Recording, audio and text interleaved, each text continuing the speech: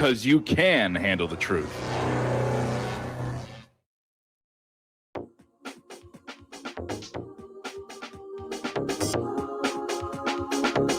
What really happened with your host, Mike Rivero, because World War III is a really bad idea. Here is your host, Michael Rivero. Welcome to our show today. It is Wednesday, October 28th, 2020, middle of the weekday, hump day, starting long, slow glide down to Powhatan on Friday, and whatever insanity is going to be ensuing. Well, we're coming up on Election Day, 6 days from now, and that's going to be a very, very crazy event here. Anyway, we have a lot to talk about today. Mike is in our control room, keeping us out of trouble, and we're going to do news until we run out of news, and then we'll take phone calls. Maybe a little late getting to the phone calls because there's a lot of news out there. And what a crazy weather day it is down in the Gulf.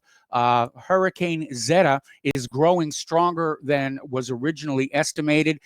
They're figuring by the time it comes on shore tonight over New Orleans, it's going to be a Cat 2 hurricane. And, those poor people in New Orleans, I think this is the 5th major storm they've had to endure this season. Meanwhile, Oklahoma is under a heavy ice storm. Other places, there are hailstorms with like golf ball sized hail that cause a lot of damage here. And we're actually under a flood watch here in Indiana until this time tomorrow. So things are getting really weird out there. Okay, now the big news, at least in my opinion, certainly not in the opinion of the corporate media, is last night on the Tucker Carlson show, he devoted the entire 1-hour program to an interview with Tony Bobulinski. And Bobulinski was basically coming on out and saying that he'd felt insulted and slighted and defamed, and tarred was another word that he used, when Schiff came on out saying that this whole Hunter Biden business dealing laptop was a Russian plot. And Tony Bobulinski is a former naval officer. He's got top secret clearances with various intelligence agencies. And he felt he wanted his name cleared. So he basically sent word that unless Adam Schiff retracted that statement, he was going to go public with all of this stuff. And of course, Adam and the corporate media are still out there saying Russian plot, Russian plot, Russian plot, like we haven't all been down that road once before. So Tucker Carlson interviewed Tony Bobulinski. It was his best media coverage since the press conference that nobody showed up to. And Tony was out there saying he's got all the emails and documents. He's got copies of everything, proving everything he's saying, copies of the text.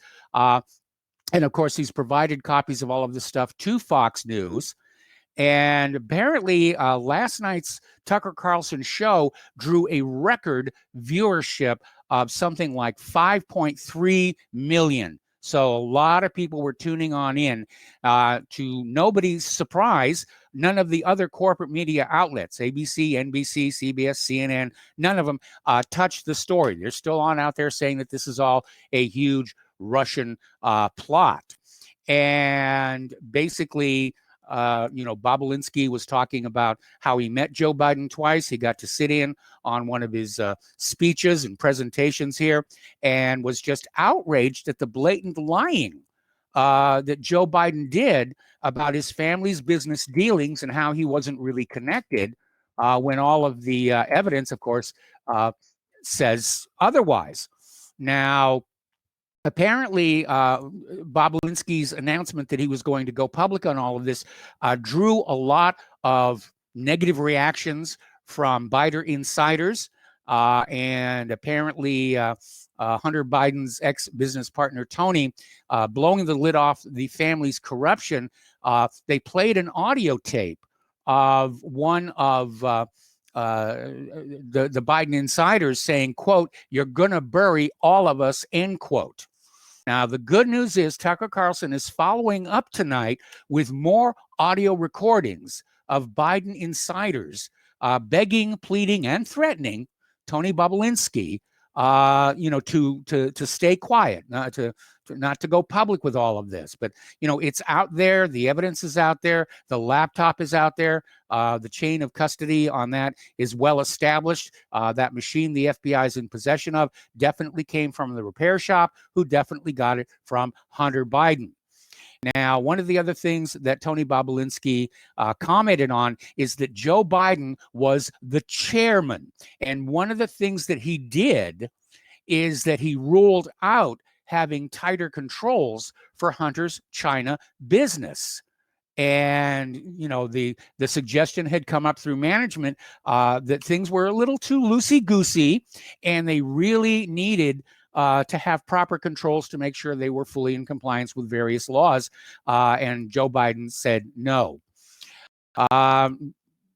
There are video excerpts from this all over the place. There was a complete video of the Tucker Carlson show on YouTube. That's been taken down.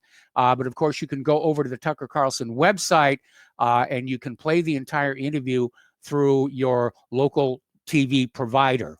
They don't have an online streaming version yet. I would definitely say program your DVR to catch tonight's follow-up episode because, again, this is information that needs to get on out there, and you should share it with everybody that you know. You should take all of these Hunter Biden, Joe Biden corruption stories and email them to your friends who are still kind of on the fence as to which way they're going to vote. And then ask them to forward the email on to people they know who are still on the fence, because Facebook can't stop email yet. I know Gmail can, but Facebook can't. And we need to get this story out. Now, what you're going to run into is a lot of people coming back and saying, what does it matter now? It's too late. The election's already decided. And no, it isn't. And we know that because of the trending search on Google for how do I change my vote? And apparently in 7 states, you can change your mail-in ballot vote. You have to go to the local voter registrar or the city clerk and say, I wish to change my vote. And there's a paperwork thing you got to go through. But it can be done. And apparently people are now changing their vote because of stuff that is coming on out here. Okay, so another Hunter Biden audio has surfaced in which he admits to a partnership with China's spy chief, and Joe Biden is named as a criminal case witness. Now, this is coming from the National Pulse, and it reveals Hunter Biden discussing business with a spy chief of China and how his business partner, Devon Archer, named him and his father as witnesses in a Southern District of New York criminal case. So it is all unraveling here, and I don't think it's too late to affect the outcome of the election. Certainly, we have in recent days seen the polls start to really tighten, and knowing how biased the corporate media polls are, such as polling more Democrats than Republicans, I think that maybe we are seeing a repeat of 2016, where the polls in corporate media were all saying Hillary, Hillary, and it was Trump. And here in 2020, the polls and the corporate media are all saying Biden, Biden, and it looks like Trump may pull it off despite the massive election fraud that has already surfaced on this. Unfortunately, because of all the election fraud that's going on, this election is also going to morph into a repeat of 2000, where it's going to wind up in the courts all the way to the Supreme Court. And I noticed already the Democrats are screaming that newly confirmed Justice Barrett should recuse herself from any Supreme Court cases involving the election. Well, that's not going to happen. That's absolutely not going to happen. Apparently, outside a Biden event in Georgia, people were chanting, "Where's Hunter? Where's Hunter? Where's Hunter?" So it's getting intense out there. And we can't have this guy in the White House. Look how he sold out the country as vice president. What do you imagine he's going to do as president? And because of how scandalous all of this is, and we're not even getting into Hunter Biden's sex tapes and everything, we're seeing this unprecedented degree of damage control from the corporate media and the Democrats trying to protect Joe Biden and Hunter Biden. And it's just, really, it's very intense out there. Now, CNN is refusing to run a pro-Trump ad saying that it falsely asserts Biden will raise taxes. Well, that's not a false assertion. Biden is out there on video saying he's going to raise taxes on people making more than $400,000 a year, which is the typical soak the rich rhetoric that goes over well with working class voters. The problem is if he rescinds the Trump tax cuts, rather, it's going to boost taxes for everybody. It's estimated it'll be around $6,000 a year for middle-class families. But CNN is out there saying that the ad violates their commercial clearance standards and they're not going to run it.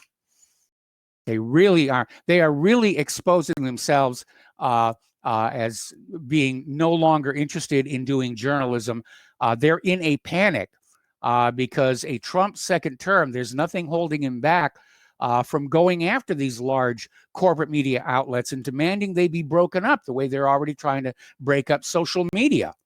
And I think that would be a good thing, because when you have lots and lots of little newspapers and lots of little TV stations, you have a diversity of opinion that allows people to make good choices. And there used to be laws in this country that limited the size of media, of how much media any one entity could own. But going on back to Operation Desert Storm, the government made a deal with the larger media outlets, report the war the way we want it reported, and we'll rescind those laws and you can start gobbling up all your small competition, which is exactly what happened.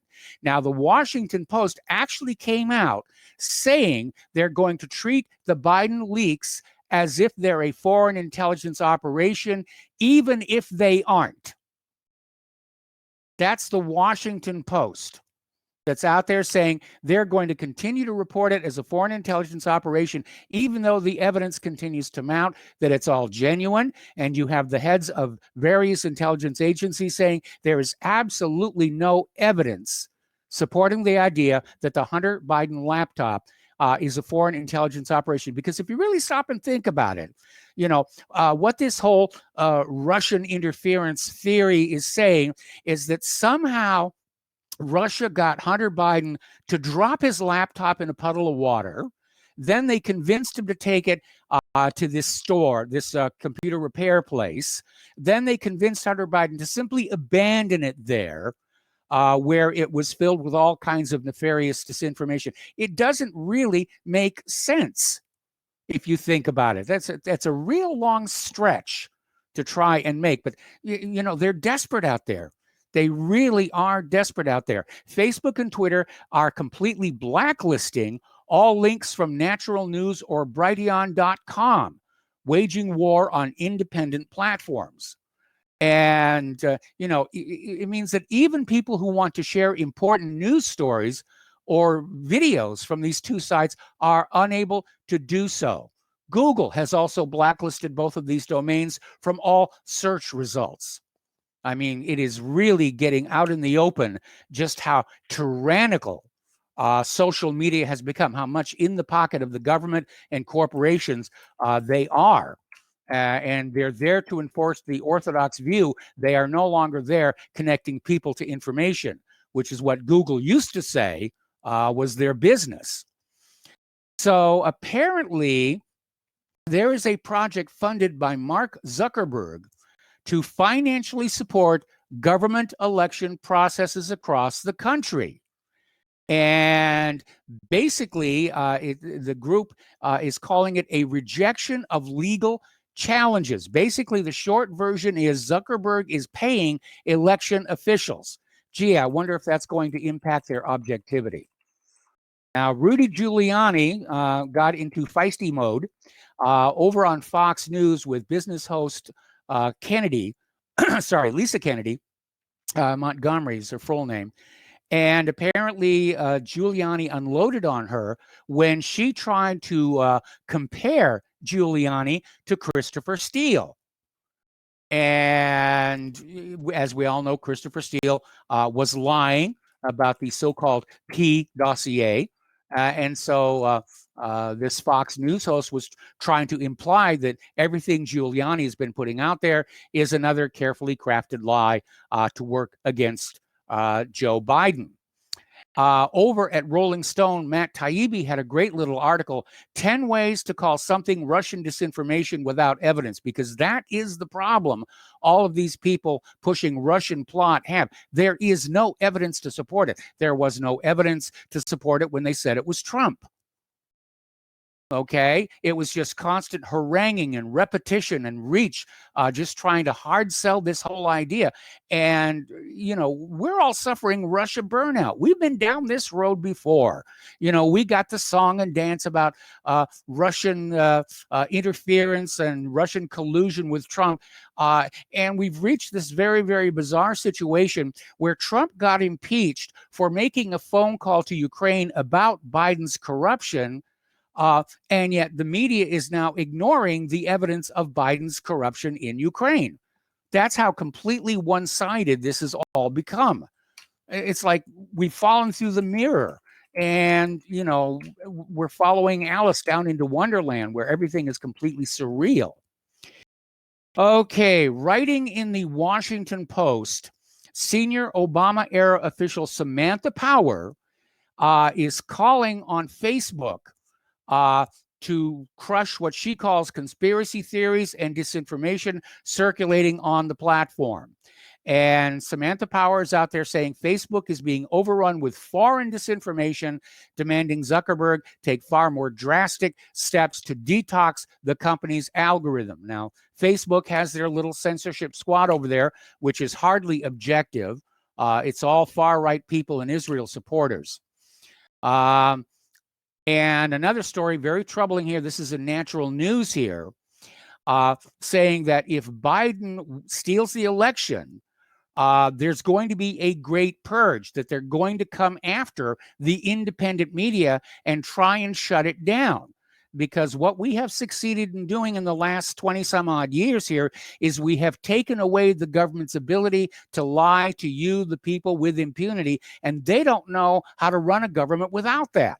The idea of running a government at the same time you're being truthful and honest, it's just not in their vocabulary. They can't think of a way to do that. I would go back and reread the original Constitution for some clues about that. But apparently, there's a news story over at Yahoo News titled Biden's First War Would Have to Be Against Propaganda. And what they're really talking about is targeting the independent media. That means us. Okay. And probably RBN as well. You will watch ABC, you will watch NBC, you will watch CBS, and you will believe as we tell you to believe. Now, a little bit of good news here. 15 popular YouTube creators have filed a federal First Amendment lawsuit against both YouTube and Google. And according to the lawsuit, Google and YouTube breached the terms of service these creators had agreed to when they signed on by violating their First Amendment rights. And of course, all of these social media companies, they are counting on a Biden victory to protect them from the backlash for just the incredible degree that this almost Soviet-style censorship over the internet. Okay, now a little bit of occasional good news coming out of CNN. Apparently, Jake Tapper took crazy Nancy Pelosi to the woodshed for failing to agree to a deal for the coronavirus relief bill. And of course, it's really come on down where Trump is willing to make, an agreement that deals with coronavirus relief. Nancy Pelosi is pushing this other deal, which includes money for failed Democrat-run states, Democrat-run cities, changes to the election law, all kinds of stuff. And she is standing firm and saying that Trump is the one who's getting in the way of people getting some stimulus money to deal with the economic hard times caused by the pandemic. And there they sit facing each other. But I think more and more people are realizing that it is the Democrats that have thrown a roadblock because they understand Trump wants to pass a bill that deals with the current crisis, okay, and not load it up with a bunch of pork the way the Democrats have done. Okay, now apparently there's been an upsurge in violence against the president's supporters in recent weeks. We'll talk about this more after we come back from these commercials.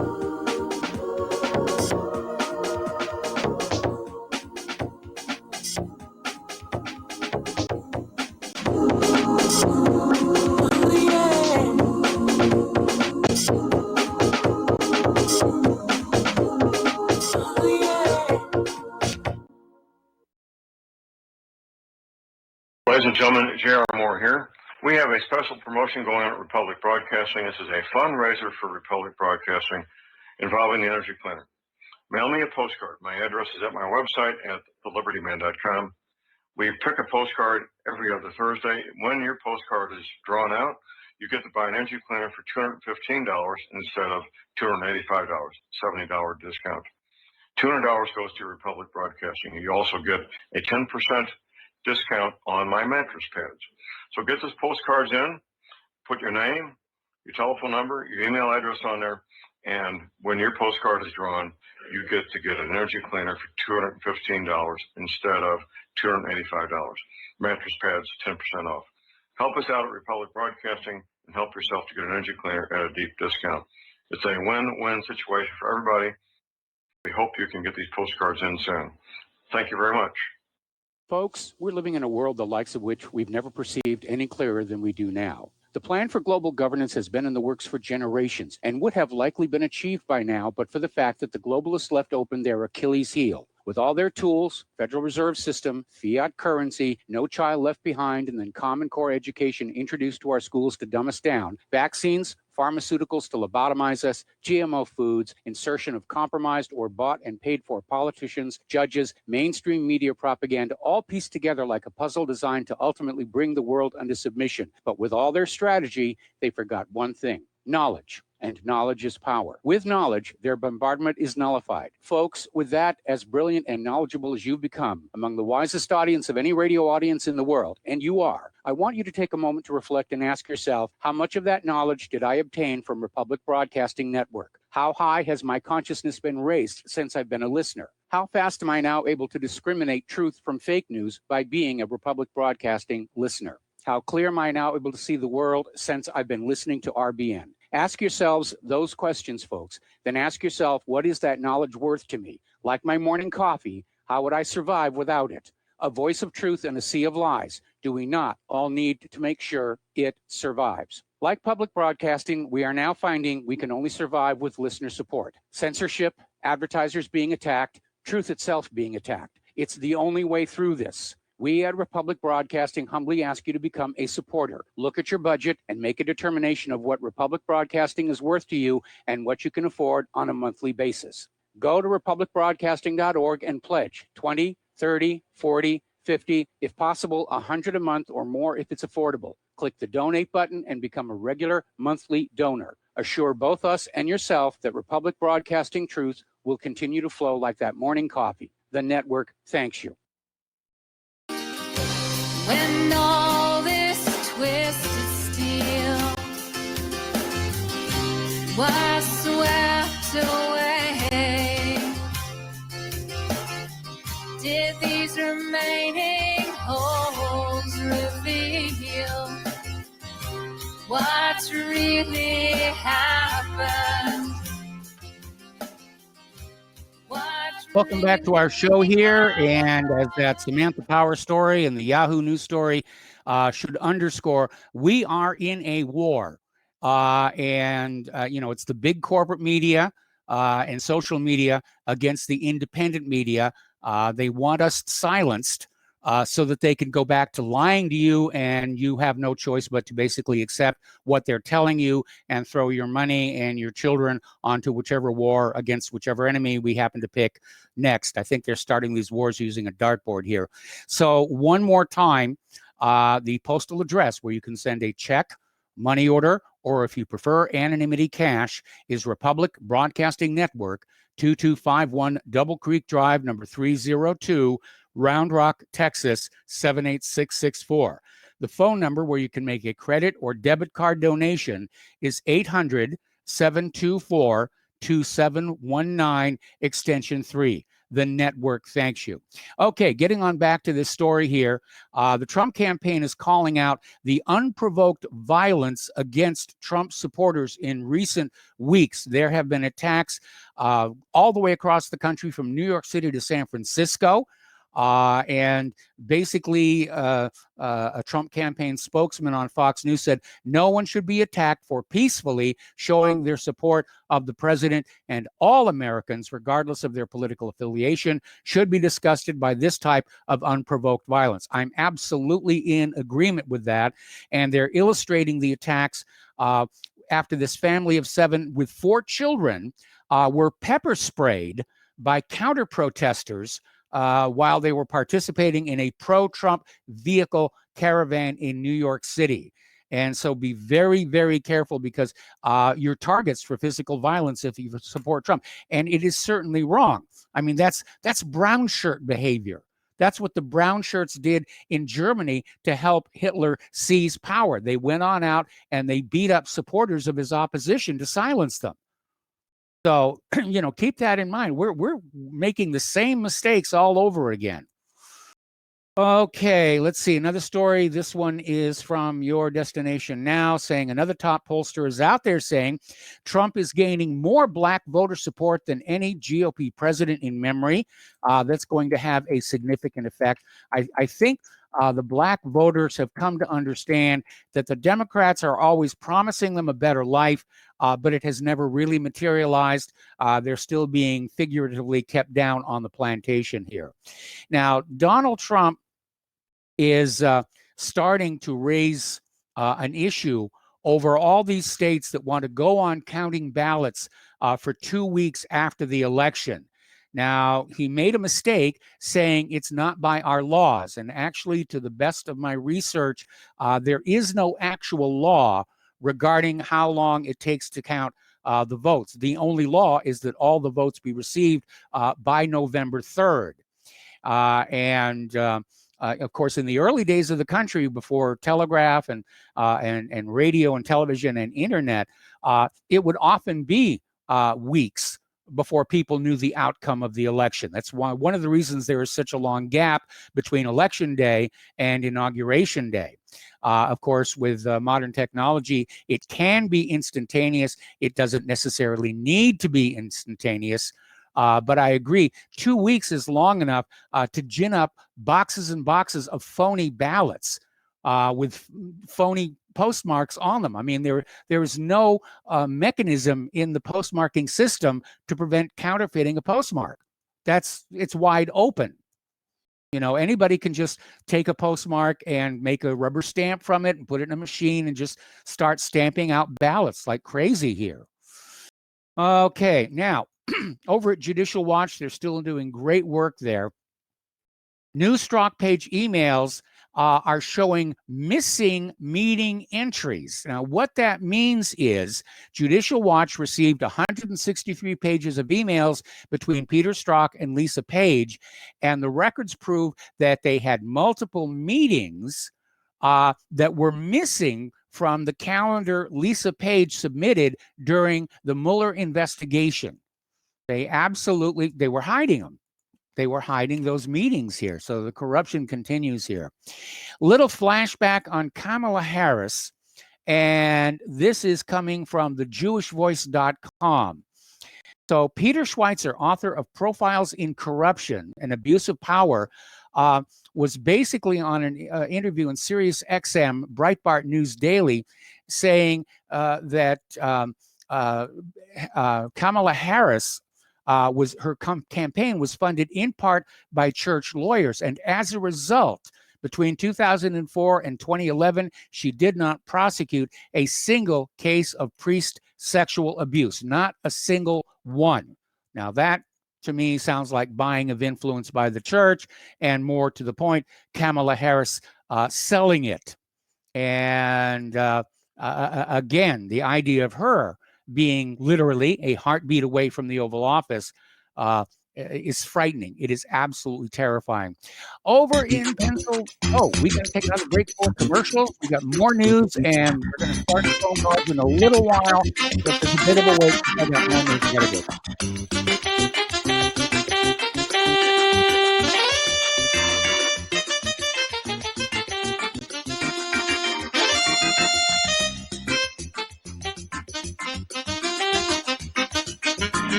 You are tuned in to the Republic Broadcasting Network. Visit our website by going to republicbroadcasting.org.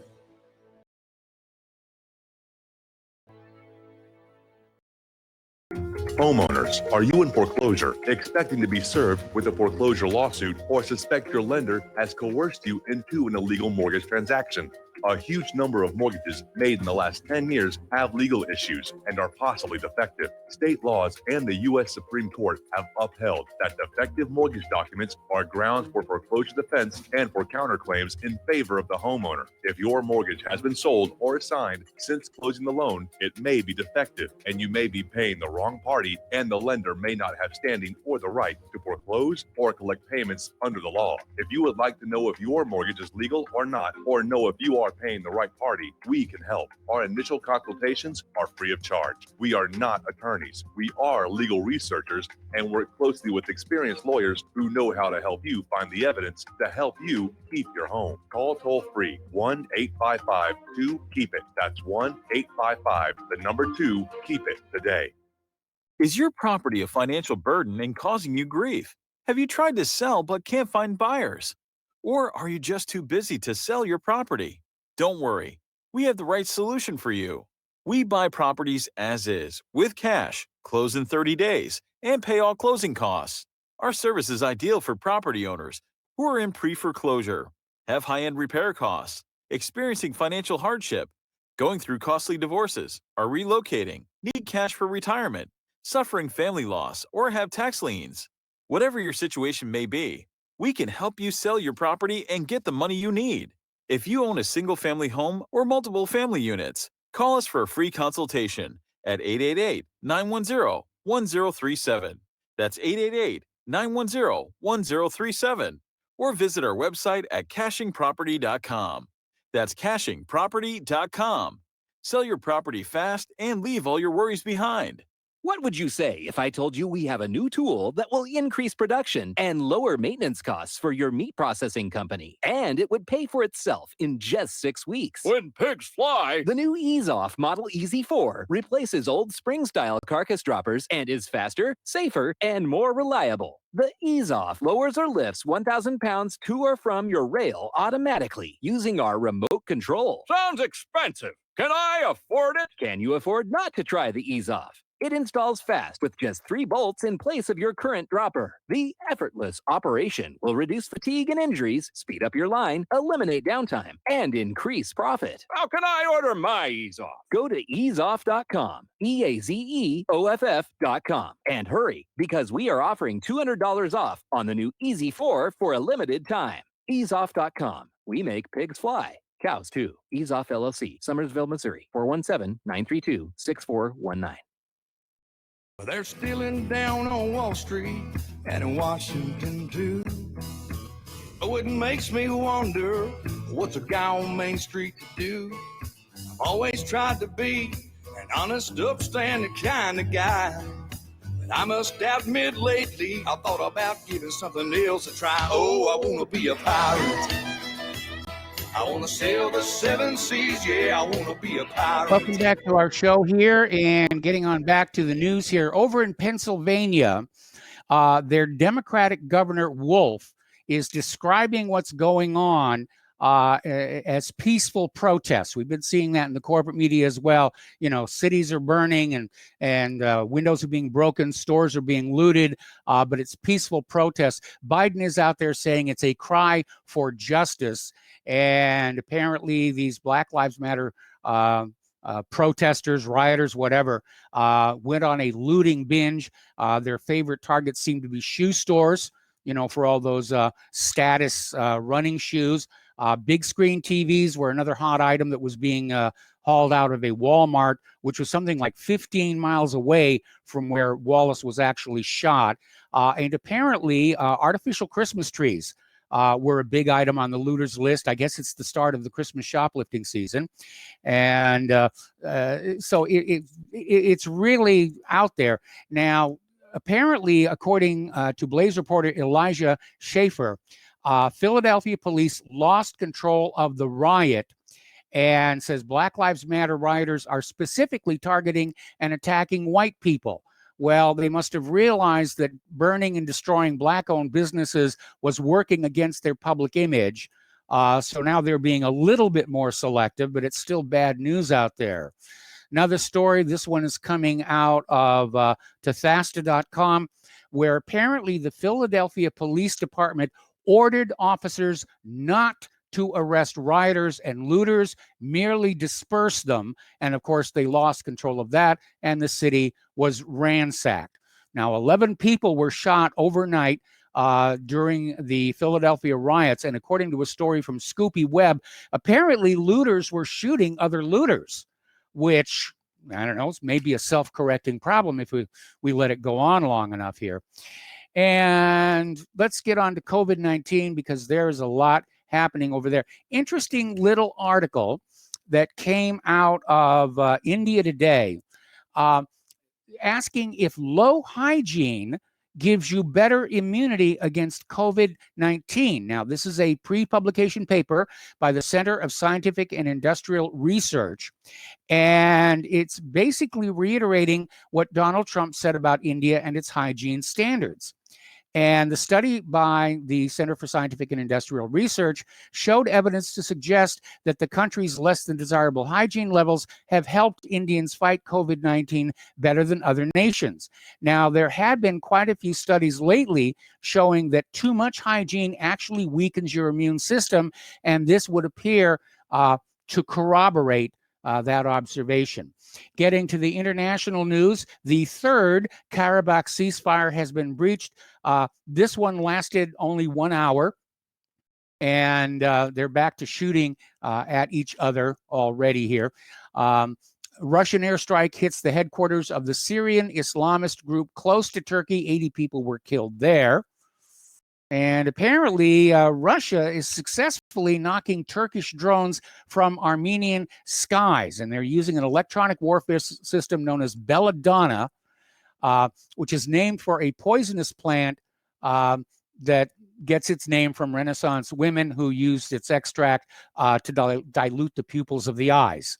And it's not just Renaissance women. Belladonna as cosmetic was in use in this country until the early 1900s. Anyway, Putin, in an effort to try and restore some limits to nuclear Cold Warism, as it were, Putin has offered mutual inspections of each other's military bases to NATO to prevent the deployment of missiles banned under the Intermediate Range Nuclear Forces Treaty. Now, the treaty expired in August 2019 after the U.S. withdrew, claiming that Russia was in violation of the treaty. And now Russia is basically saying to NATO, send in your inspectors and look at the missiles that the U.S. government claimed were in violation of the treaty. So, you know, he's trying to calm things down and maybe try and get the START talks back on track here. Over in Belarus, the general strike has started, and they're basically saying they're going to stay on strike until Lukashenko steps down. And they're still insisting that their elections were rigged, and I'm very concerned that our coming election next Tuesday, it's obvious it's being rigged, and I hope it does not lead to the kind of social chaos we're seeing in Belarus. It conceivably could. So you might want to think about, you know, stockpiling a little storable food and water and, you know, be prepared to hunker down in your home. The United States is imposing fresh sanctions on Iran ahead of the election. I don't know how many votes that's going to win for anybody here. Meanwhile, over in Iraq, protesters have come back to Baghdad on the one-year anniversary of the last major protest in Baghdad, saying their demands are still unmet. So things are still chaotic over there. Over in Sudan, protesters burned the Israeli flag. They're rejecting normalization with Israel. And according to the local newspaper in Tibaha, the demonstrators chanted slogans against establishing relations with Israel and demanded that political parties who've supported the step revise their positions. So they could have riots on their hands. Now, a little bit of good news here. As you're probably aware, Israel has been trying to push this definition of anti-Semitism, which includes criticism of the government of Israel.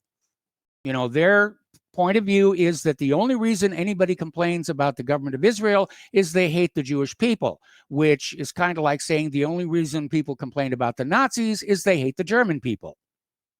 That's how silly it is, but that's what they're trying to push. Now, apparently, a majority of British universities are rejecting that definition of anti-Semitism on the basis that they're not criticizing Jews or the Jewish faith or Jewish food. They're criticizing the actions of a government that deserves to be criticized. And here in the United States of America, one of the reasons the Israel lobby hates that First Amendment is because it does guarantee us the right to criticize government, any government, especially one that has such an unhealthy influence over our own. Over in Nigeria, the entire police force has been mobilized in response to violent protests that have killed at least 69 people over there. Okay. Over in Venezuela, the opposition figure Leopoldo Lopez has left the Spanish embassy. Apparently, he went to Colombia. He's now heading for Spain. And apparently, he did all of this because he appeared with opposition leader Juan Guaido and called for a rebellion to oust Nicolas Maduro. So I guess he has, decided to flee the country. All right, let's talk about the economy. First things first, it was a terrible day on the stock market. The Dow closed 943 down. They're blaming it all on the rising COVID-19 numbers. And so for those who hold the theory that the whole coronavirus thing is a hoax or it's being exaggerated, somebody somewhere is paying a major, major price for that. And it includes your 401ks, I hate to say. But we have reached peak government debt on a global level. 15 trillion with a T dollars of negative yielding bonds, and central bankers see no bubbles or risks. They're living in a dream world. Now, here is an interesting article from Zero Hedge. Will Germany repatriate its gold from New York if Trump wins the election? And it's a nice idea, and I think Germany should do it, but good luck actually getting the gold, because if you remember, one of the episodes of America's Book of Secrets was the gold conspiracy, which showed how much trouble countries were running into trying to get gold back that they had left at the Bank of England, the New York Federal Reserve, and various other US-based gold depositories. The theory being that the gold has been rehypothecated, which is a fancy name for leased out the back door, and now they can't get it back. So good luck on getting the gold here. All right, we've got callers waiting on the line, and we're going to go ahead and open the phone lines. Area code 512-248-8252. We're going to start with Peter in Los Angeles. Hello, Peter. Welcome to the show. What's on your mind? Hey, Mike. I just wanted to say I sent you something that was a Washington Post series. I know you saw it back then because we talked about it in 2010. It was called Top Secret America. Yes. And it was a multi-part series. I think it got a Pulitzer Prize, detailing how much of the intelligence effort in the United States is outsourced to contractors and so on. Something like 70% of all the intelligence capability are private contractors. And this was, by the way, this was done before Jeff Bezos purchased the Washington Post for $700 million, which is like a tax write-off because it loses money. It's a tax write-off for him. But now he owns the Washington Post. And that, by the way, that was the last bit of real journalism that they did. They were awful during 2016 when he was there. They were a Russiagate shill. By the way, Bezos, who not only owns the Washington Post, which I said is nothing but a tax write-off for him.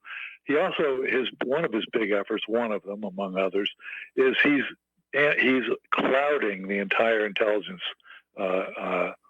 community. You bring him into the cloud, and he has the contract for that. And so NSA, CIA, FBI, all that stuff, we're talking, $40, $50 billion to get that effort done throughout the intelligence community. So he has been a part and parcel in the Washington Post far from 2010, where it was exposing the contractors and all that. Now he's a partner with them. And so now you see him. By the way, he's trying to buy CNN. Did you see that? Yeah, I saw that. Now, Jeff Bezos CNN is also losing money, but that would give him, of course, the Washington Post and CNN in one billionaire's hands to go along with Zuckerberg, who's trying to own the voting system, and Bloomberg, who's trying to kill the Second Amendment and some of the other things. But nevertheless, it's interesting that he has partnered, of course, since Russiagate was partly central to Russiagate was the participation of the FBI and the CIA, Brennan, Comey, and Clapper, and all those guys, Mueller. So now we have the Washington Post, which is backing them up, of course, and not saying anything about Hunter Biden, but completely was beating the drum for all that, and will continue to beat the drum for the intelligence agency's view of things, because it's a moneymaker for Bezos. But all this is just getting down to something that I've talked about for a while, and I know Mark has these guys like Bloomberg, and we can't have guys like Adelson and Bezos and Arnon Milchan and Haim Saban and all these people. We can't have people who owning Google. We can't have people who own YouTube. We can't have people owning Facebook. Zuckerberg. All these people are aligning politically in one direction, and it ain't for us. No, and we cannot have these people, these billionaires. And even though the lion's share of these guys are Zionist Jewish billionaires, that own all these things, including the networks and all the every movie we see, every TV show we see, almost all the big radio chains, almost the New York Times, the Washington Post, on and on and on and on and on, along with, of course, the banks and everything else. We can't have them controlling our voting and everything that they're doing. We're like playthings for these billionaires whose only interest, other than raping us, is supporting Israel over our own interests. So it's either they're raping us and stealing from us, or they're raping us for Israel. But either way, we're getting hosed, and we can't be the playthings of these billionaires. And listen, I'm basically a capitalist, but there's nothing that you can live a great life and have $50 or $60 million, but it's not enough to buy a war. It's not enough to buy elections. You can bend a lot of congressmen, but you can't buy the Congress. You can't buy the state legislatures, which in 28 of them have made it illegal to criticize Israel, for instance. You can't. It's not enough money to control the whole thing if it's overseen the correct way. But we can't have people with that kind of money. They're a danger to the human race. And they're a clear and present danger to our country. That is very obvious. And not just the country. I mean, here we have Gates, who wants to vaccinate everybody with these dangerous, untested vaccines, and on and on. I mean, it goes on and on. We're like an ant farm to these guys. Yes. They can shake it up, do whatever they want. Let's see what happens if we put honey in here. Whatever. I mean, we're like an ant farm for these people. We're playthings. And listen, when you control, again, you can accomplish anything, Mike. If you can print money out of nothing and never be audited, There's Yes. nothing you cannot accomplish. So And they've been all playing that these guys scam, have to go. you know, and then they create money out of thin air, loan it out at interest, and they've been playing that scam on the world for 300 years now. And if you can create money out of nothing, it can't be audited. What cannot you accomplish?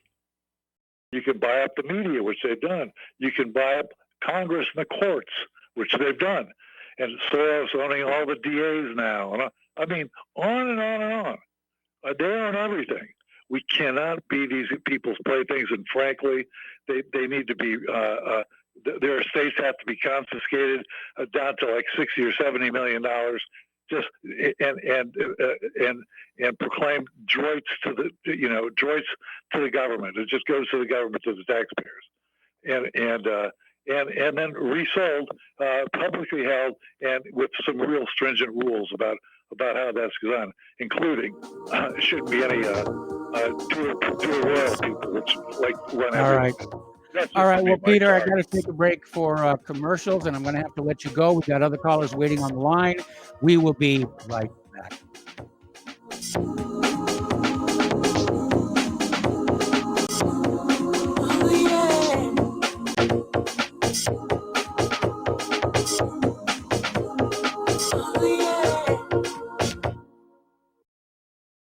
Homeowners, if your lender has gone out of business or sold your transaction to another lender or servicer, you may be the victim of a wrongful foreclosure, resulting in the loss of your home. If you've already lost your home, are in foreclosure, or even in good standing, you can challenge the mortgage transaction's illegal issue, and your property can be restored to you, and your foreclosure can be stopped or reversed, and the mortgage transaction declared unenforceable. State laws, U.S. title codes, the Uniform Commercial Codes, and U.S. Supreme Court rulings have upheld that defective mortgage documentations can reverse or stop foreclosures and enforce property title claims in favor of the homeowner. We are having successes in stopping the process of foreclosure, the enforcement of the foreclosure judgments, the sale of property, and evictions after the sale. We are not attorneys, and we don't give legal advice. We are a professional team of legal researchers, providing forensic mortgage audits and expert witnesses. We have the knowledge to produce the evidence and enforce laws regarding your legal issues. We've been in business for 12 years without a complaint. Consultations are free, and we provide a free title search to confirm if your mortgage has legal defects. Please call 855-253-3748. 855, keep it today. Hello, I'm Dr. Leonard Horowitz. I was right 30 years ago in warning the world about threatening lab virus outbreaks, AIDS, and Ebola. I was right 20 years ago when FBI Director Robert Mueller made me a suspect in the anthrax mailings because I warned the Bureau before the CIA's biocrime and Cipro sales psyops happened. I was right about COVID-19 being an AIDS-laced mutagen planned to resurge this fall to excuse officials' profitable depopulation globalization agendas. And I was right about the only safeguards being antioxidants and holy spiritual sustenance. Vitamin C, D, zinc, chlorophyll, oxygen, and oxysilver especially transmits the frequency resonance to neutralize the expanded function bioweapon. Oxysilver is a double superconductor of the healing power of love. It is the first nutraceutical invented to amplify prayer power and the faithful, loving intention of your heart. Buy, try, and stockpile Oxysilver through healthyworldstore.com. So you love talk radio? Then you'll love TalkStreamLive.com. TalkStream Live is always on, 24/7 with the best streaming talk shows. Find your favorite talkers and discover some new ones. It's free, readily available online or on mobile with any smartphone or tablet. Finding your favorite talk shows all in one place has gotten a whole lot easier. Just go to TalkStreamLive.com. Be sure to download the free apps from Google Play or the iTunes App Store.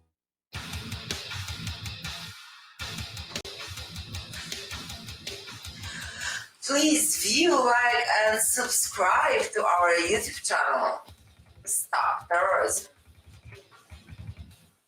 Please contact us if you or anyone you know who wants to be on our show at thetruthpharmacy@gmail.com. Keep it real. Take the red pill. We will not go down in the night without a fight. You can burn up our mosques and our homes and our schools, but our spirit will never die. We will not go down in Gaza tonight. women and children. Welcome back to our show here. We're going to take another phone call. This one from David in Boston. Hello, David. Welcome to the show. What's on your mind today? Oh, aloha, Michael. Hey, Michael, when people call in and compliment you on your great callers, definitely Peter from Los Angeles springs to mind. He's terrific. I love his calls. As I'm sure the rest of I'm sure I'm speaking for your whole audience. He is so good, and he doesn't get excited like me, but he really just puts out the truth, in a kind of in an even tone. But Mike.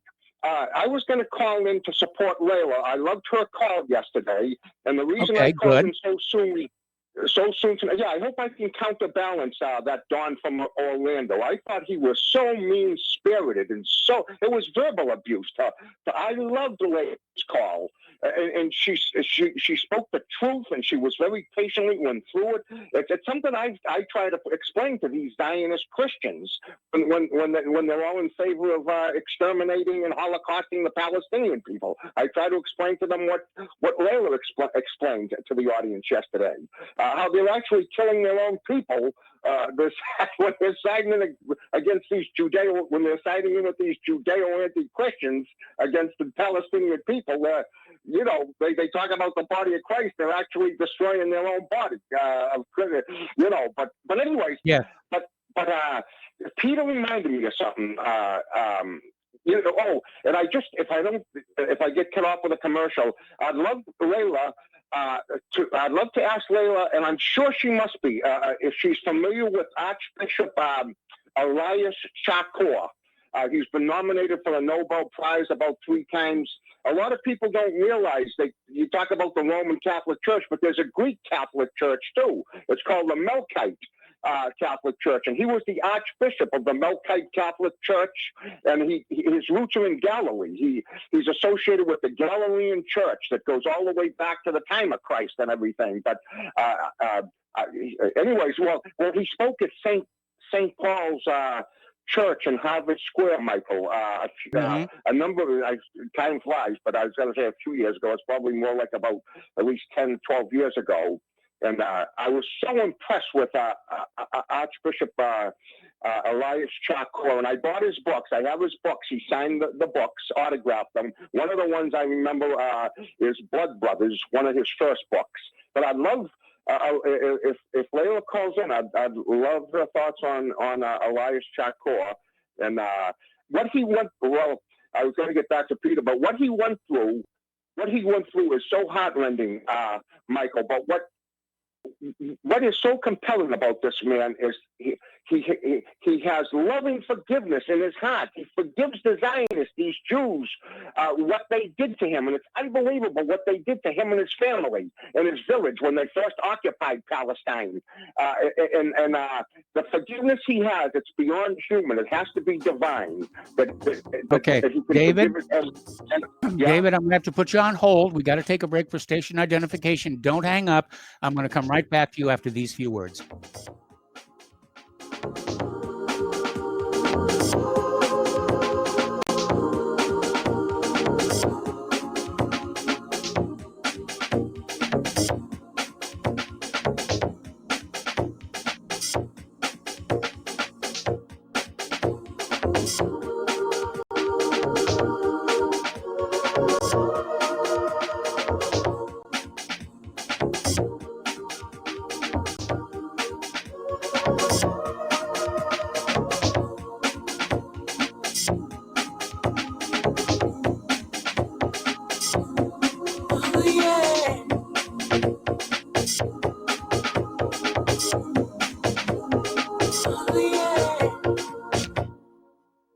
Homeowners, are you in foreclosure, expecting to be served with a foreclosure lawsuit, or suspect your lender has coerced you into an illegal mortgage transaction?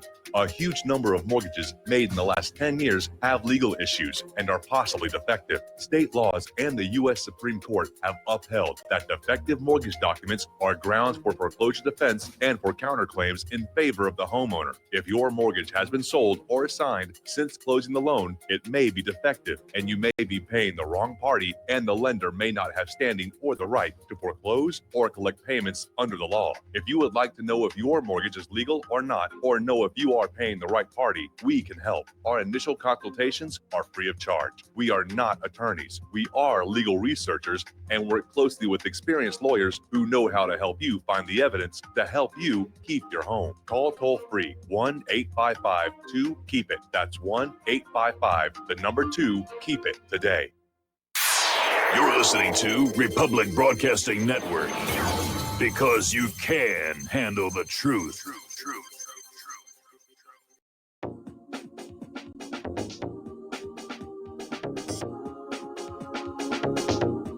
What really happened with your host, Mike Rivero. You're listening to the Republic Broadcasting Network, where you'll find out what the Fukushima's going on. Welcome back to our show, hour number 2. The phone lines are open. Area code 512-248-8252. We're talking with David in Boston. And David, what can you repeat the name of that archbishop again so I can make sure to remember when Layla calls in? Yeah, thanks, Mike. Elias, Elias. Okay. And then Chakor, or some people I think say Chakor, but Chakor, Chachar. Chachor,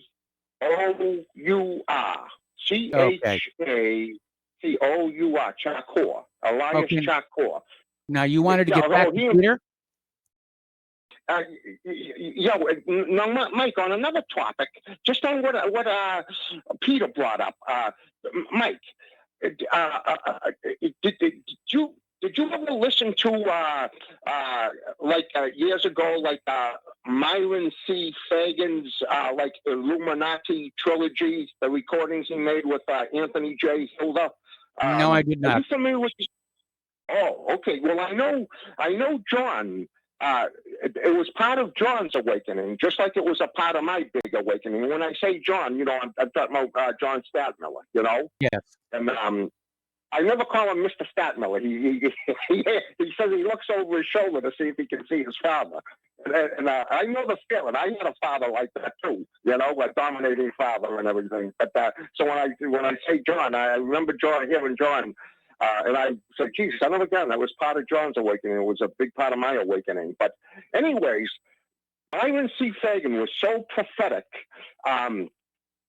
He said when the Illuminati trilogy was about the CFR, and he said the CFR was the continuation of the Illuminati in America, and he talked about the global government and everything. He says when it's achieved, it's going to be achieved through the United Nations. But I remember, and I haven't listened to it in years, that I used to make copies and pass them out to people out of my cab and everything, the Illuminati trilogy. But he said it was going to be composed. When the conspiracy is finally achieved in America, we're going to be ruled over by about a dozen billionaires, he said, and a few scientists, a handful of scientists, and then he also said, and a economists.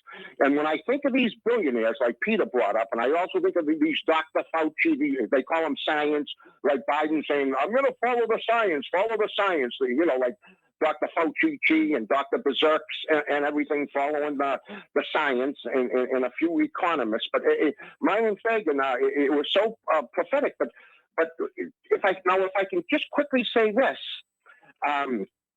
they also talked about how the Negroes in America would give their full backing to the Negroes in America to elevate them in the field of sports and in the field of entertainment and make stars out of them, sports stars and entertainment stars and movie stars out of them and everything. And it said that this is necessary to give them the status, the social status, so that all these white women will be attracted to them and promote intermarriage and miscegenation and everything. But Mike, a friend I had up in David, Okay, just as an experiment, would you pull the phone back from your mouth just a little bit because you're distorting? Oh, okay. Yeah, I guess I put it closer as I talk. Is that better, Mike? I think so. Anyway, please continue. Oh, okay. Is that better? Yes, that's better. Yeah, so you can.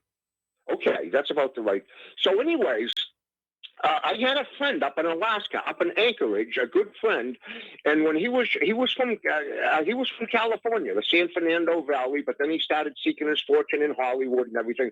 But he became very good friends with a man named Mike Curb.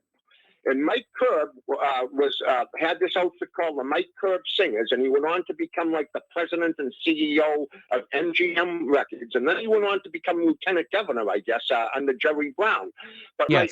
I remember my friends telling me that Mike, and this was before I even listened to the Illuminati trilogy, and then it came back to me that my friend told me that Mike Curb said the orders came down from all on high that all love songs were to be sung by black men.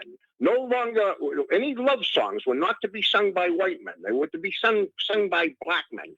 And when I look back on that, Mike, I got to be quick. I listened to a station up here, The Music of Your Life, Bob Bintner, up here, WJIB up in Boston. And they play all the old songs. And I listened to these beautiful love songs sung by white men going back before World War II and during World War II and immediately after World War II. And these beautiful love songs sung by white men. And then suddenly, just like my friend said, the orders went up. Then no more white men were singing love songs. Then it was Nat King Cole and Sam Cooke and, Motown and Smokey Robinson, Barry White. In other words, if you think about it, and the white guys were just stuck with this heavy metal and punk rock and roll, and which stuff, really music that generally speaking doesn't appeal to women very much, but they really love those love songs like like You Send Me by Sam Cooke and all this stuff. And then Mrs. Jones, we got this thing going. But anyways, Mike, it's worked like a charm because these white women, they don't realize their brain has been tampered with. And at least up here in Boston, in cities like Boston, there's not that much heterosexuality going on. But if there is, the white women are with the black guys, Mike. And so apparently they've achieved that necessary social status in the field of sport, like the Illuminati trilogy said, in the field of sports and entertainment and all this stuff to make them, in other words, they're associated with just romance and good love. Man, if a white woman wants romance, real good romance and good loving, hey, forget about the white guy. You go with a black guy if you want good romance and good loving and everything, And it's worked like a charm. And these women, they don't realize their brain has been tampered with. But I'll shut up and see if you have any response to that. I think we may well get responses to that. I'm dreading it. Anyway, David, I've let you go on long enough here. We're going to let you go and switch over to Mark in North Carolina. Hello, Mark. Welcome to the show. What's on your mind? Hey, how you doing, Mike? Doing fine. Yeah, Mike. I was thinking. I was watching. Actually, listened to David Knight earlier today, and he played an interview like a computer type conversation that Fauci that little quack had with people in Victoria, Australia. Mm-hmm. All right. And he was praising them for what they did with the Gestapo tactics. He basically said he wishes we could do that here. Felt like shouting to this little turd, "Hey, Fauci, you know why you don't do it? That's not why it's not happening here. We have a constitution. We don't swear allegiance to some pedophile family in Buckingham Palace." Okay. Okay. Some inbred pedophile family. We also have a Second Amendment, and we don't give up our guns the way Australia did. All right. That's why they don't try this here. They tried to a degree, but they usually back down when they're so far. And that reminds me of I was talking yesterday about the possibility of a civil war. Yes. And I think it was Layla called in and said, yeah, but it has to be organized religion. Organized militias. I agree. It absolutely would have to be organized militias. You know, one idiot taking on an army or even a bunch of a whole police force just going to get himself killed. May True. take one or two of them with him, but just going to get himself killed, and then they'll just put him there. No, it has to be organized. And I believe if it really comes down to it, it is. Because we do have organized religions already. I mean, organized the militias already. Okay, that's what I believe. And one other thing is, I made a new YouTube video today. I'm not even sure if it's posted yet to my my videos or not. I think it has because I made it about an hour ago. And about Leon Trotsky. Now, Trotsky is involved with a lot of what we're seeing today. Trotsky was a revolutionary, and he was supported in this country before he went over to work to help the Bolsheviks overthrow the Tsarist government. He was put up in the Bronx by a guy by the name of Jacob Schiff, who was he was a not a Zionist, a Rothschild agent, and he also was supported by the Rockefellers, the Morgans, and people like that, all the big banksters, big oil execs of the time, you know, the robber barons. So what happened is when he went over to after the revolution, he got into it with Stalin. As bad as Stalin was, and he did murder a lot of people and all, and he was a paranoid schizophrenic in a lot of ways, but Stalin was also a Russian nationalist. He was a patriot. Yes. He was patriotic. You know, he wanted communism for Russia. He didn't want to push it around the world. He didn't want to use it as a globalist tool. While Trotsky wanted to use the Red Army, today it's the way that using the U.S. military today to push revolutions, regime changes all over the world. This is why a lot of your Russia-hating scumbags today, like Schiff, Adam Schiff, who I believe is probably a descendant of Jacob Schiff. I cannot prove it. I've been trying to search. Now I'm using DuckDuckGo now. I got rid of Google. I'm going to see if I can find it on DuckDuckGo because I believe he is related in some respects. And the thing is, these Trotskyites today, now they call them neocons and neoliberals, they have it in for Russia going back to the Stalin years. Because Stalin, after all, also had Trotsky killed in Mexico City in 1940. That's what I believe is behind a lot of this stuff. And it's behind a lot of these regime change wars. It's behind these, these crazies who really, like, what's that, Bill Kristol, Victoria Nuland, and her husband, Kagan, I think, Robert Kagan. Mm-hmm. That's what's going on, Mike. It all goes back to Trotsky, much of it. He was a globalist, wasn't really a communist. He just wanted to push revolution around the world. And the big banksters of the day, the big oligarchs of the day, really, they loved him. And I hope people watch my. Unfortunately, I wasn't able to make a very long video because YouTube will only allow me a few, short amount of time. I think under 15 minutes. Yes. So, but I put as much as I could in here, and I'm going to make more videos about this. Because the key to a lot of what's going on today is Trotsky. This is an evil SOB, Mike. He was and I believe, by the way, Antifa is more Trotskyite than they are Stalinist or anything else like that. They're very, very similar tactics and all that what Trotsky used. And by the way, they love Trotsky. Yes. Because I got people, unfortunately, relatives of mine who are Trotsky lovers, and they also love Antifa.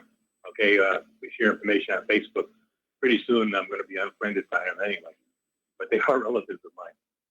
So, craziness. Sometimes you don't know. You know what I mean? Yes. So, but that's basically it, Mike. I think a lot of the problems today are these Trotskyites. I believe they are in both parties of this country. They run both parties in many ways. This is why somebody like Tulsi Gabbard couldn't get to first base right away. She was a Russian, a Russian asset. That's why they're saying now this time about Biden that this is just these are just rushing into this information. It's not working. It's backfiring on it now. And Mike, right now I'm pretty confident that Trump is going to win by a landslide. He's going to need a landslide because with all the cheating going on, he is going to need a landslide. But I believe he's going to get it. I think the momentum is there. All right. Even though I'm not thrilled with the man, I realize, you got to go to the horse you give it. You know what I mean? Yes, I understand exactly what you're saying. Yes, the enemy is too dangerous, and you see what kind of scum they'll put up. A guy like Biden who barely knows what planet he's on, and on top of it, as crooked as the day is long, with his son, with his crackhead son, and yet Democrats put up somebody like this. They're not the old Democratic Party role. This is a new and this is a Trotskyite party, even more Trotskyite than the Republicans. Even though the neocons and the Republicans are very, also Trotskyite, but the Democrats have become even more Trotskyite in their ways, right? And and it's basically it, Mike. People got to get wise. We are in danger, and God forbid if Biden wins this election. We are in so much. I think that might. Well, I don't think it's the end of the United States, but I think we're going to divide. I think the country is going to just split up. So basically, what happened. Yeah, I think if Biden wins, well, it almost doesn't matter who wins. The nation is facing a crisis that could, in fact, balkanize it. It could, but I think we have a better shot if Trump is in there. Let's say the Democrats say what they threaten that they're going to cede like Washington, Oregon, California. First of all, if they tried that, they would only get the coastal cities of these states. Most of if you go to the center of Oregon, Washington, California, or the eastern part of those states, those people are loyal Americans. They're middle Americans, okay? They believe in the Second Amendment. They're every bit, they're basically middle Americans. They're not going to go along with that. So it would be basically these coastal cities, and they could be crushed in 2 minutes. Okay, and they could put in a blockade, and they'd be done right there. And plus, probably the militias from the center and the eastern part of these states would move on them also. They'd move into the cities and help the Navy restore order. So that's what I think, Mike. I don't think the idea that they're going to cede is any kind of danger. I mean, it may be a danger, but they'll be crushed very quickly. That's why, even though I'm not thrilled with Trump, far from it, I got to go with him. All right. Well, I understand that. Yes. All right. Well, Mark, thanks an awful lot for your phone call and your input. And we're going to switch over to Paul in New Jersey. Hello, Paul. Welcome to the show. What's on your mind? Hello, Michael. Michael, I got to give the kids on the left, even the anti-Fa kids, a lot of credit, because at least they're honest enough to realize they are socialists. The fact of the matter is, among the Trump supporters out there, they're voting knowingly for a socialist. It's just he's a socialist or who doesn't call himself a socialist. As I said to you the other day, Donald Trump has run up the debt from 19.6 to $27 trillion at the moment. Yes, and as I said, that in response to that before, a lot of that had to do with emergency spending to deal with the coronavirus pandemic. So it's not like Trump sat down and said, I have hereby decided I'm going to run the debt up. It's not like he had much of a choice. Well, yeah, but he was on schedule to get it up to 24 trillion if there was no coronavirus. He was right on schedule because last January it was about 23 trillion before the coronavirus happened. So he is spending at the same rate as Obama is and running up the debt at the same rate. Now, that's not very conservative for one, and it's definitely not an old-style form of government. Actually, it's exactly what John Maynard Keynes advocated. He was an open socialist, and he thought it was very good for the federal government to spend money, lower taxes, to increase economic activity and tacitly run up the debt to forestall a recession. Okay. And Donald Trump has been doing that the past few years. He's been doing it. Also, we have the plunge protection team. That's as socialist as you can get. You have the which props up stocks and channels money over to 401ks. That's socialist. It's redistribution of money, whether it's either borrowed or printed from the Federal Reserve. And so any notion out there, and that's what's amazing about these guys with the Trump flags, trying to get in fights or whatever they want to do with the liberals in these altercations, they basically are socialists fighting other socialists. And on that note, well, thank you, Michael. Paul, I got to let you go. We got to take a break for commercials. We'll be back with more phone calls.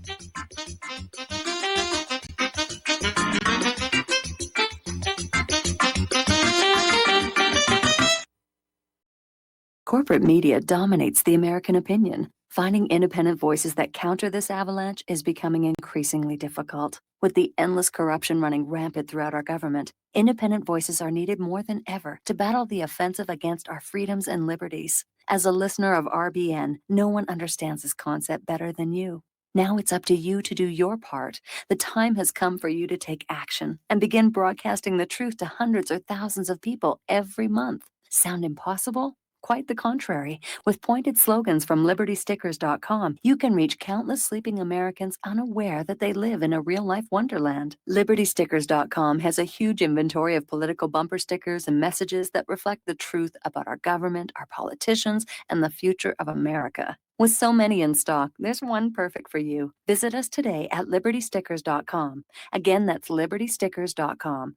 Do your part. Your voice is important. Let it be heard.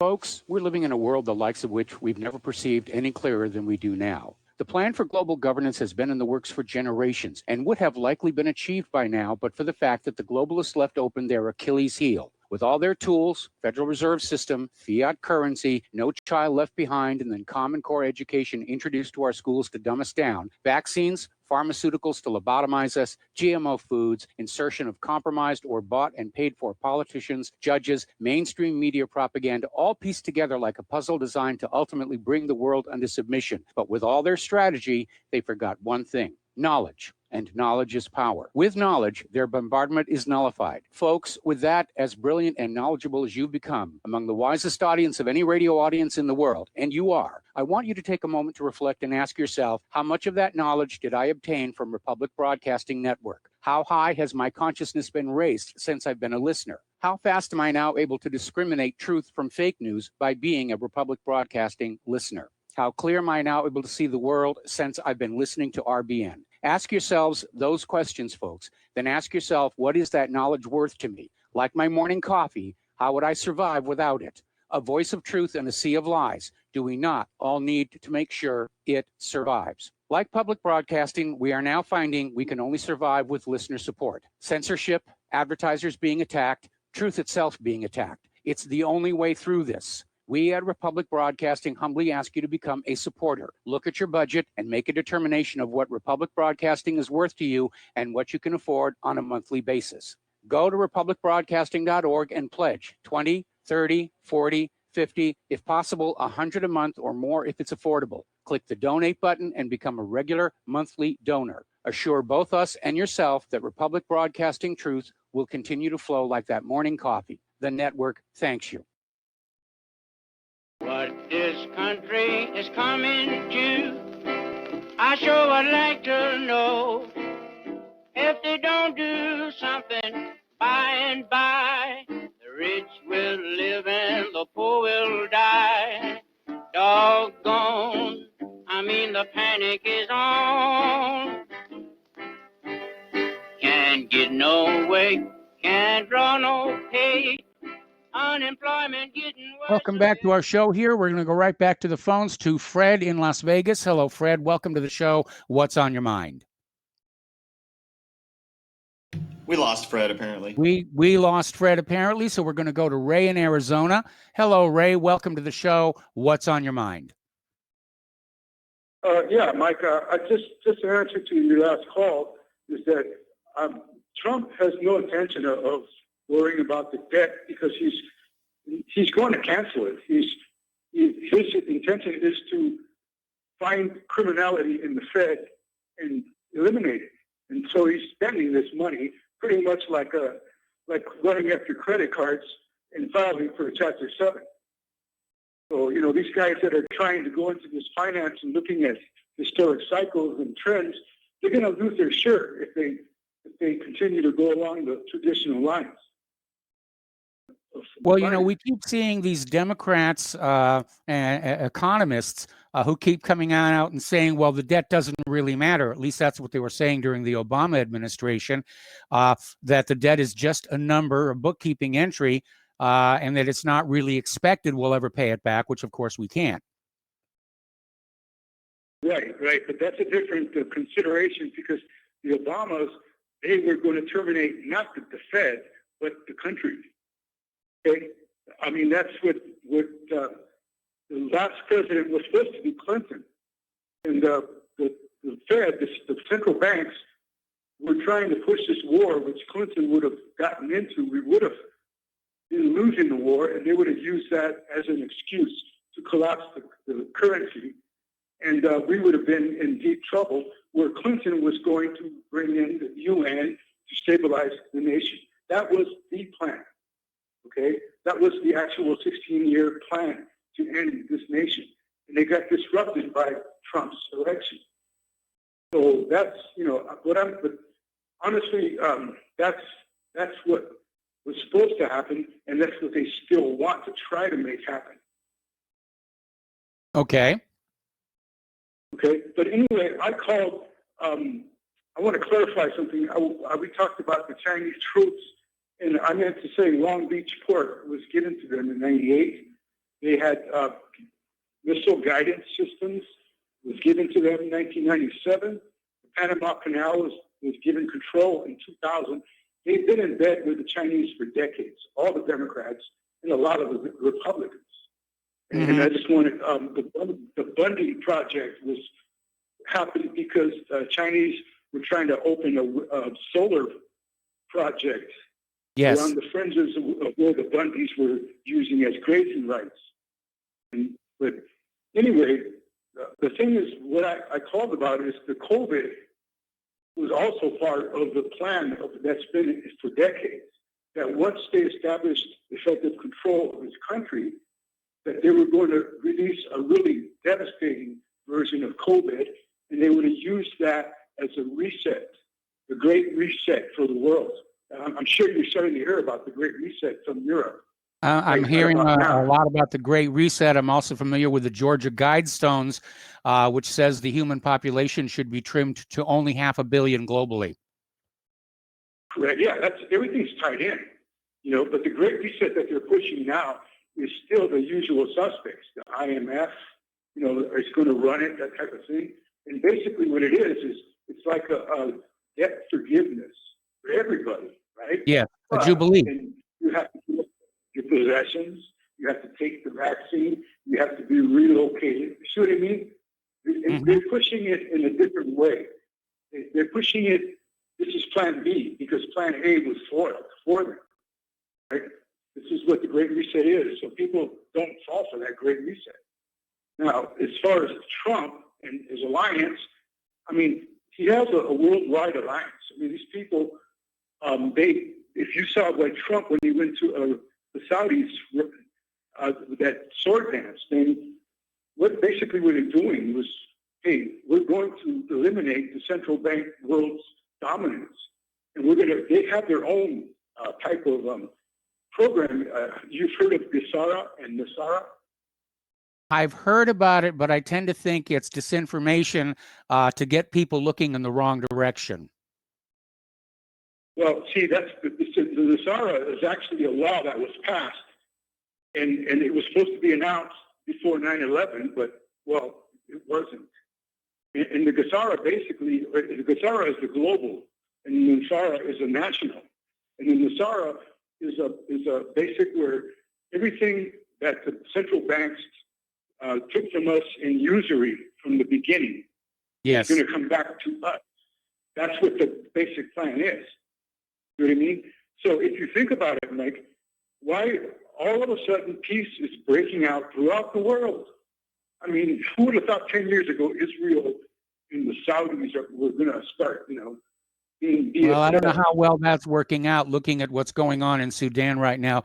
Anyway, listen, Ray, I need to let you go. We got to take another break for commercials. We got more callers waiting on the line, and we will be right back.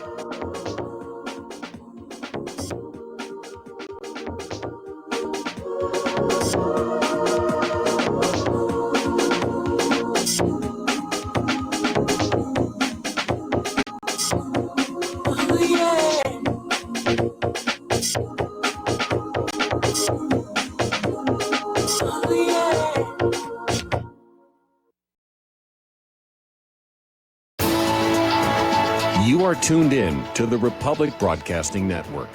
Visit our website by going to republicbroadcasting.org.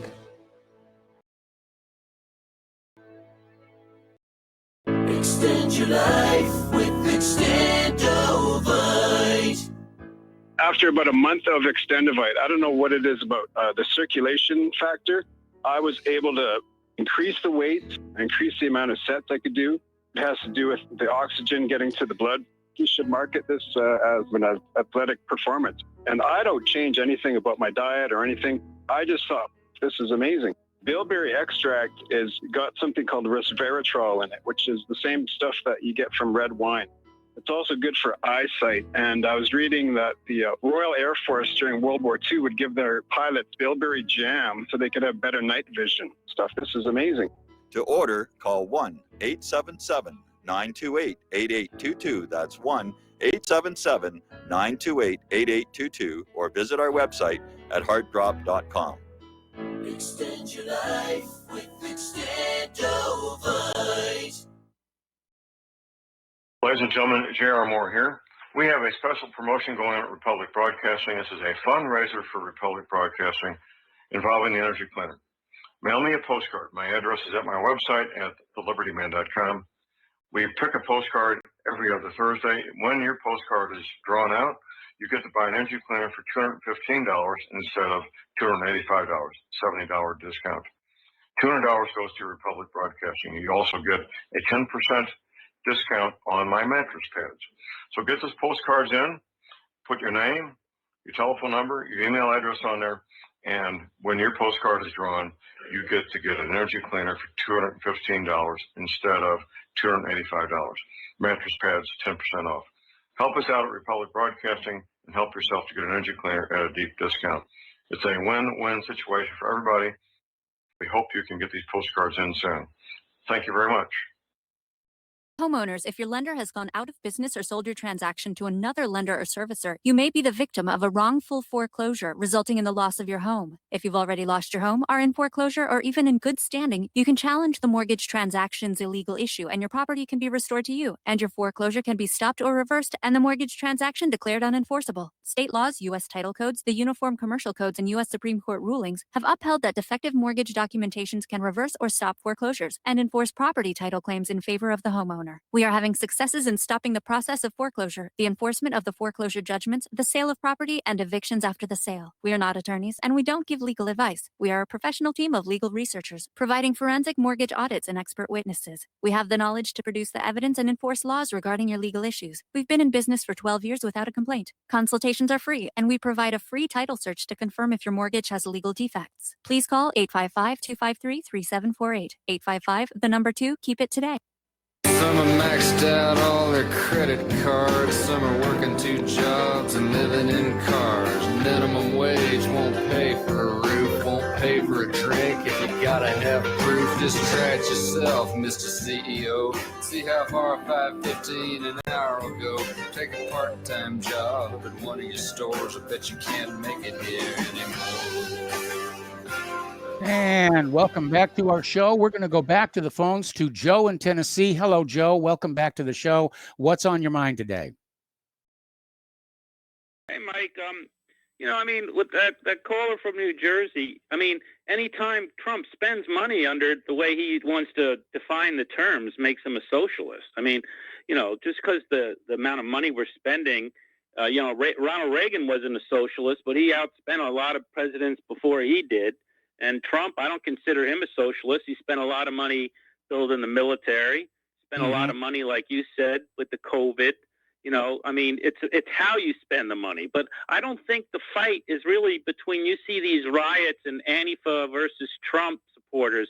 That's not a fight about socialism. That's a fight about globalism versus nationalism. That's nationalism. That's and the people who don't like nationalism.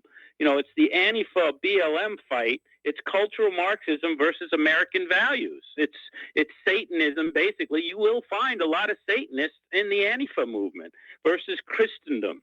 It's anarchy versus law and order is what it is. So to say it's socialism versus non-socialism, I don't know many Trump supporters that don't want Social Security. That's this form of socialism. So I just think that argument's kind of weak.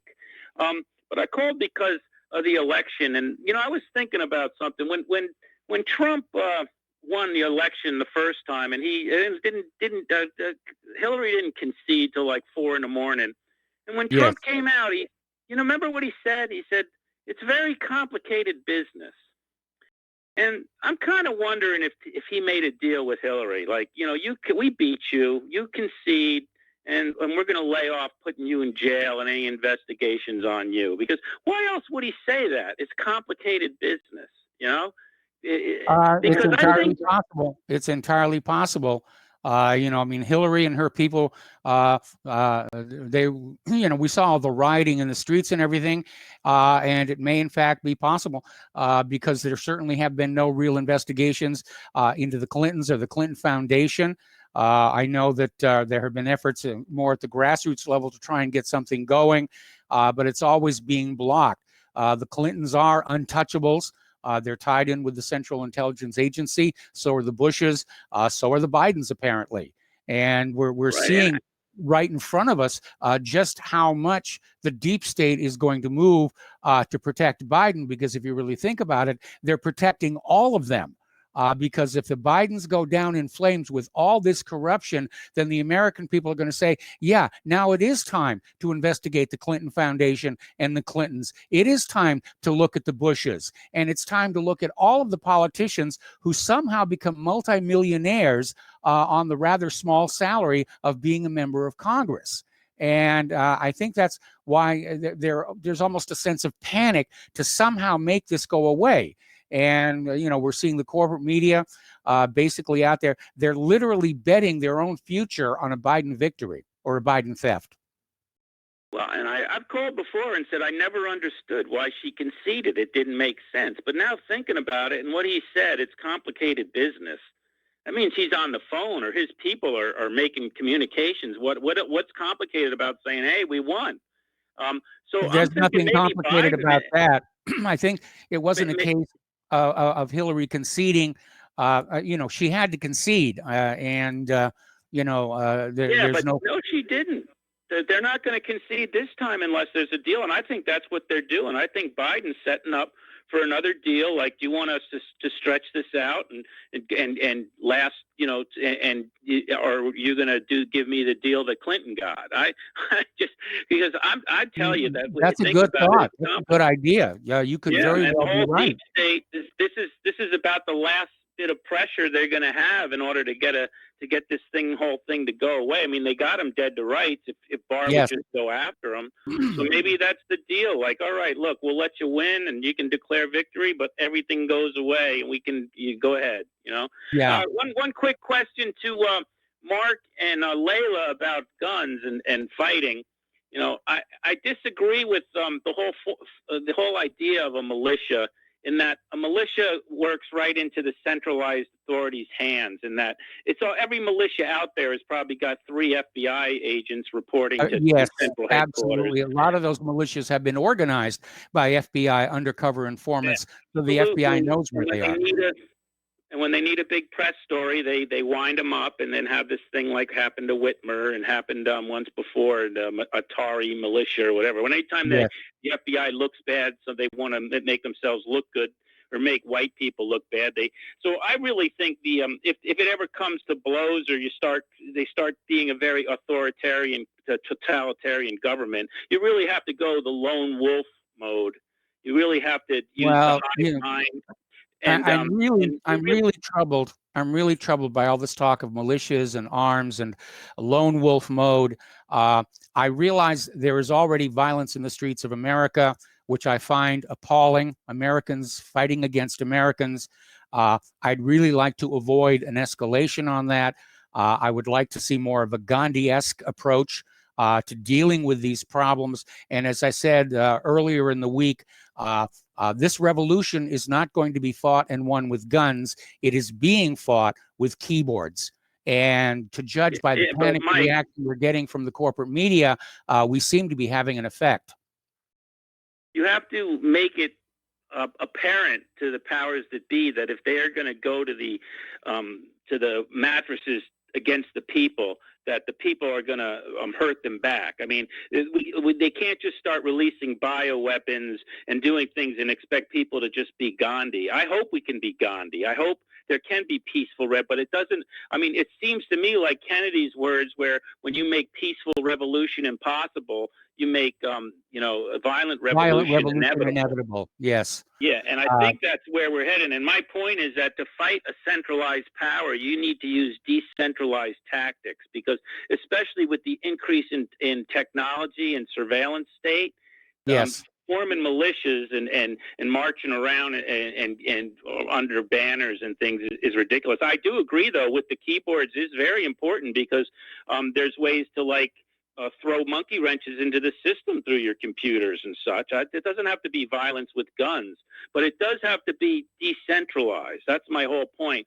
You're talking leaderless resistance, which is impossible, exactly. which is very, very difficult to put down. And I imagine people might adopt the so-called cell structure of certain Middle Eastern groups, where each cell is very small, and they're not known to the other cells, so that if they get caught, they can't expose the whole network.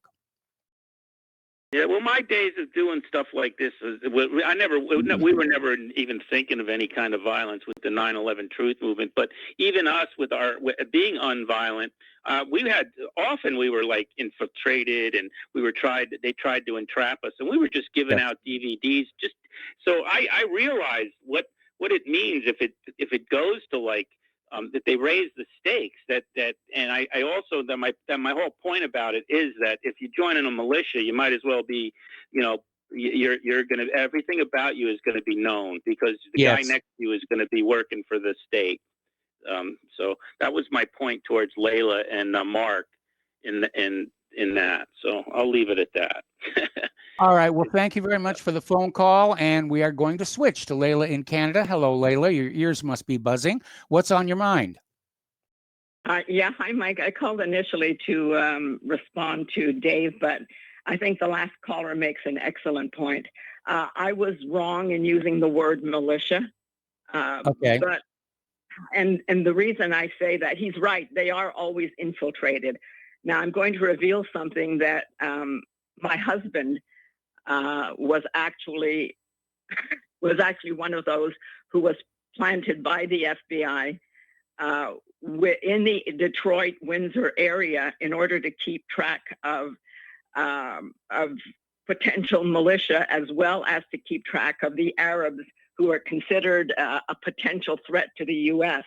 Mm-hmm. And so, yes, he used to actually attend militia camps.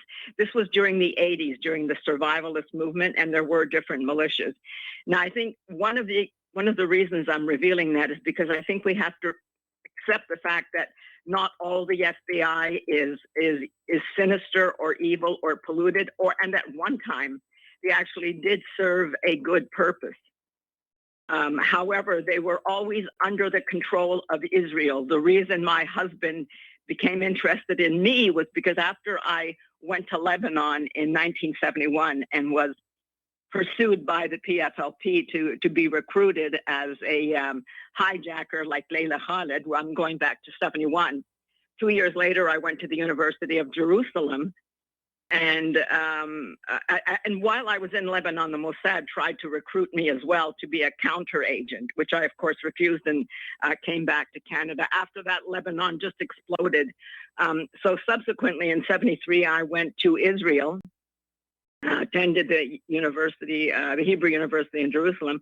When I came back, suddenly my husband showed a huge interest in me. It's only 20 years later that he revealed to me that he had been asked to keep track of me to find out if I was a threat in any way. So, well, there's a happy yeah, ending to the informant story. Well, actually, he told me this because I was at that time getting phone calls from Yasser Arafat's brother, Fethi Arafat, constantly calling me and telling me it was my duty to the Palestinian people to come and at least come and join as an advocate for medical care for Palestinians, because he was the head of MAP, Medical Aid for Palestine. Yes. The problem was that he wanted me to leave Canada and move to Geneva, where the WHO was located, and also to Egypt, to Cairo, where the Medical Aid for Palestine was located. And I said, I can't. I've got, I will not do it. I will speak on your behalf for medical aid, only here from Canada. Because at that time, my husband was suffering from brain damage, from repeated concussions to his head. My mother was dying. The last of my three brothers was dying, and I had a young son to look after. So it was, I could not do it. But it was then when, after Fethi Arafat phoned me again, pleading with me to join, that my husband, after I was done, my husband said, Leila, do not go. They will chew you up and spit you out. And be aware that you are being surveilled anyway. And I said, what are you talking about? And then he told me about 1973. Mm-hmm. So it was, and it had not been for the fact that he had lost the inhibitions that normally he would have had because of his illness. I don't think he would have told me as much as he did. But he was very good in the sense that his reports were accurate. None of the Arabs that were peaceful people ever underwent any harassment. He mingled with them and even would go to Toronto conventions. His job was to keep track to make sure that the U.S. was safe from potential subversives located in Canada, because I think they were then well aware of the potential of communism and other subversive movements in Canada that would use that open, porous border to go into the U.S. and perform their functions. Anyway, so to get back to Dave's question about Ilyas Shakur, Ilyas Shakur is one of many good men who are dedicated to humanity and to spiritual development, which is one way through which people can find a bond regardless of skin color or other ideologies. Unfortunately, the Nobel Prize has always been used as a political tool to advance politicians that the Zionists wanted to elevate, such as Lester Pearson, who got a Nobel Peace Prize he did not deserve. It should have gone to the very first UN mediator, who was a Swede, a noble man, a family of nobility, actually, Count Folk Bernadotte. He was assassinated in 1948 in Jerusalem, in September 1948, because he was the very first mediator, and his job was to bring peace between the Palestinians and the Zionists. And so it was Yitzhak Shamir who ordered the assassination and who boasted about it. But anyway, that Nobel Prize was never given to that man. It was given instead to Lester Pearson, who had already become a tool of the Zionists because he was so easy to blackmail. He was reportedly homosexual, as well as he came home from the Second World War stuttering and suffering from shell shock, even though he never even saw action. John English reported that in his first biography of Pearson, but now you can't find it because the stories of Pearson begin after any biography only begins with his life after 47. So the Nobel Prize is a political tool. Yes, it is. For Ilyas Shakur, yeah, exactly. And as for and the way the Nobel Prize has been manipulated is because the Rothschilds, Anshel Meyer, the original family name, they were in Baku, Azerbaijan, ironically, at the same time, both of them increasing their fortunes with the oil in Baku. And that was where they were both rivals, but eventually made their mutual deals.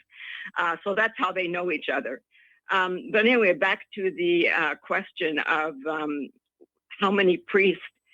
You know, one of the ironies is that the symbol of Jesus Christ was the idea that he was supposed to bring what he represented was supposed to bring peace among people and a sense of and a recognition of our humanity, of the oneness of our humanity.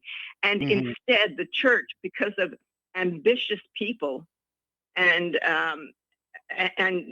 each one wanting their doctrine to be dominant over the other, all the churches of the Middle East in the old days, each of them had their own theory on the Trinity, the dual nature of Christ, the oneness of the divine God being within Christ. They ended up fighting over details like that so that each of them could have their power. And this is the problem where there's any kind of power structure, and the religious industries are that. So when you have good men like Ilyas Shakur, and I don't want to leave out the Muslims either, there were so many good imams who also sought peace. And we have to remember that the imams recognized Jesus Christ as a holy person, a divinely inspired person. Layla, we got to let you go. I'm sorry. We've got to take a commercial break. Back to the last segment of our program after these few words.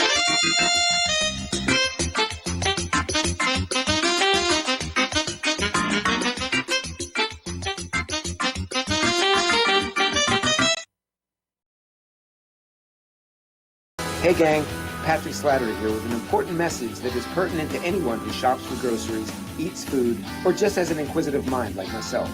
What I'm about to introduce you to is a segment of our food culture that has been kept so low profile to the American public that virtually no one is aware of how dominant it is on our refrigerator and cupboard shelves. What I'm talking about is the kosher certification industry and a new app, Koshertified, that delivers a comprehensive education on all aspects regarding this little-known practice. After reviewing this app, I found that it is useful for practically anyone who purchases food, regardless of their religious faith or identity. Its database of products not kosher certified is a win-win convenience for all food-conscious people. So why not check out the kosherquestion.com or click on the link at nationalbugle.com and see how modifying your grocery shopping with the Koshertified app can make a huge difference for your future. Extend your life with Extendovite. Extendovite really works. Here are some reviews from Amazon.com. John Hess, 5 out of 5 stars. Awesome. Probably my only review, but at age 40, I was getting bad heartthrob and left arm pain, mainly before bed. I even stopped smoking and drinking sodas for a month, and that didn't work. After one day of taking Extendovite, it was gone and hasn't returned in 3 years. I've ordered Extendovite 13 times, so Amazon just said. Juliet Hordick. I've ordered this product before in liquid form. It is fantastic. My whole family's been on it. To order, call 1-877-928-8822. That's 1-877-928-8822, or visit our website at heartdrop.com. Extend your life with Extendovite. What What would you say if I told you we have a new tool that will increase production and lower maintenance costs for your meat processing company? And it would pay for itself in just 6 weeks. When pigs fly! The new Ease Off Model Easy 4 replaces old spring-style carcass droppers and is faster, safer, and more reliable. The Ease Off lowers or lifts 1,000 pounds to or from your rail automatically using our remote control. Sounds expensive. Can I afford it? Can you afford not to try the Ease Off? It installs fast with just 3 bolts in place of your current dropper. The effortless operation will reduce fatigue and injuries, speed up your line, eliminate downtime, and increase profit. How can I order my Ease Off? Go to easeoff.com, EAZEOFF.com, and hurry because we are offering $200 off on the new Easy 4 for a limited time. Easeoff.com. We make pigs fly. Cows too. Ease Off LLC, Summersville, Missouri, 417-932. We will not go down in the night without a fight. You can burn up our mosques and our homes and our schools, but our spirit will never die. We will not go down in Gaza tonight. Welcome back to our show here. Last segment of the program today. We're going to try and jam these last few calls in, starting with Tom in Florida. Hello, Tom. Welcome to the show. What's on your mind? Yes. Good day, Michael. Aloha. Yeah, Mike, what's on my mind? Some of your calls took a long time, but what's on my mind is you're talking about the voting with the rigging of the voting. I do believe like last 4 years ago, you had the illegals voting like crazy. You're going to have a lot of dead people vote counting for the demon rats. And that's something we got very concerning that millions of more illegal aliens are here voting. Dead bodies are voting. And the demon rats, that's their modus of operandi. But you know what, Mike, what I really want to talk about is how come nobody on the Republican Party, I mean, really got in the face of Biden or Kamala Harris and asked them, hey, why did you repudiate what this guy's saying on Tucker Carlson about you, Joe Biden, why you, Hunter Biden, and you, Jim Biden, all you Bidens, bumbling Biden, lying Bidens. All the lying Bidens are getting away with murder. And a lot of your calls, they all keep this crap up about, oh, I'm not going to vote for Trump. Hey, don't vote for him. And you watch your country totally collapse. And you end up like Cuba. You end up like Venezuela or all these other third world countries, Nicaragua. No, we don't need that crap. And you know what? These blue state bluers, they're always going to be blue, Mike. And you know what? You were living in Hawaii. If you would have got out of that state, you would have, even if you voted and you're conservative, your vote would have counted for nothing. You're in Indiana now where your vote actually does count for something. And Claire's vote counts for something. And it's something to be proud of. Hey, man, the guy I want is winning. Not, how can you, I'd go crazy if I lived in some of them blue states. Every time I had an election come around, I would go out and vote and do everything I could to help the other candidate, but knowing I'm overwhelmed and I'm swamped. It's like a swamp, a tsunami coming at you with demon rats with their liberal ideology. I mean, come on. Not only are you living in a state, you're freezing your butt off up there in the New England states. You're voting for a bunch of, look, Mike, you know that one lady that she was just calling you. Let's get to the real fact of something. How come the Jews can call themselves the Jewish Defense League? Why don't we call instead of the white militias calling themselves militias, why don't they call them the White Christian Defense League? The White Christian Defense League. They would be denounced as racist. They would be denounced as racist. Well, wait a minute, Mike. I don't know about that. I don't know about it because the Jews get away with that. The Jewish Defense League in New York gets away with it. They get away with a lot of stuff that other people can't do and say. Well, I think the whites should say, you know what? From now on, we're going to be called the Christian Defense League, and we're going to defend our Christian honor. That's what I think. And I think, you know what? The media would have, they'd be tongue-tied. They'd be twisted up like a pretzel. That's what you got to do with these schmucks. I call them putzes, Mike. You got a bunch of putzes out there. Putzes. That's exactly what they are. So I know you got other callers. So, hey, thank you for taking my call, Mike. Have a great day. I'll talk to you tomorrow.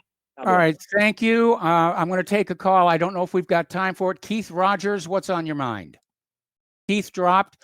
Okay. Then Daniel in British Columbia, we've got like a minute left. What's on your mind? Also gone. Okay, well, that actually works out rather well. We are out of callers just when we're out of time, and we're coming to the end of the program. The music is going to start any minute here, and we're waiting for the rain to start here for our little flood watch. So stay tuned for John Standmiller. I'm sure he's got lots of interesting things to share with you. Please spread the word of Republic Broadcasting. Please spread the word of whatreallyhappened.com. Please donate. We are literally in the fight of our lives here against Biden's and liberals' socialist transformation of our country. We'll be back tomorrow. Aloha, America.